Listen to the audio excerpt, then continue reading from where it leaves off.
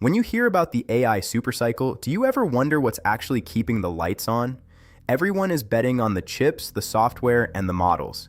But there is a massive hidden world behind those GPUs hitting a physical brick wall. Actually, it's not just a wall, it's a $1 trillion trap that the market hasn't priced in yet. Today, let's go explore the unseen engine that's about to break the grid. This is part 1, the $1 trillion trap.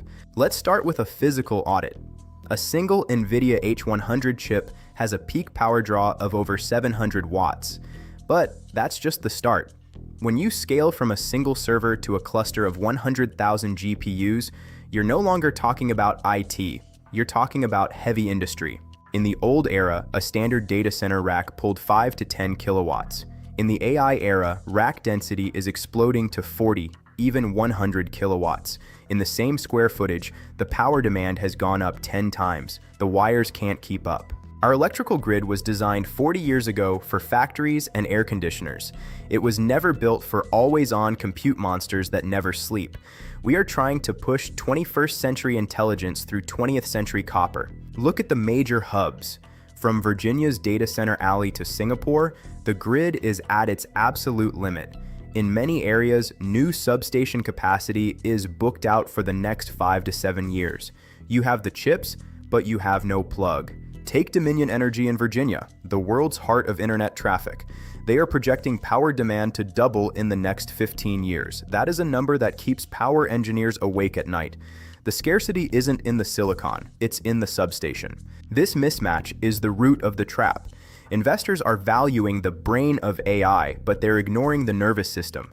Without a massive trillion-dollar upgrade to the physical grid, the AI dream hits a hard stop. We are entering an era where power rights are more valuable than compute power itself. If you don't own the access to the electrons, your billion-dollar GPU cluster is just an expensive pile of silicon and heat. In my book, I talk about a core principle. 1 kilowatt hour earns 2 revenues. In the AI era, cooling isn't just a cost, it's a secondary product. If you're not recovering that waste heat, you're burning your margins. This energy hunger is already causing social friction. As big tech competes with residents for local power, we are seeing utility rates spike and governments hitting the brakes with data center moratoriums. The political risk is real. Microsoft and OpenAI's Stargate project is a vision of the future, but it's already facing the reality of the present. Local utilities are saying no.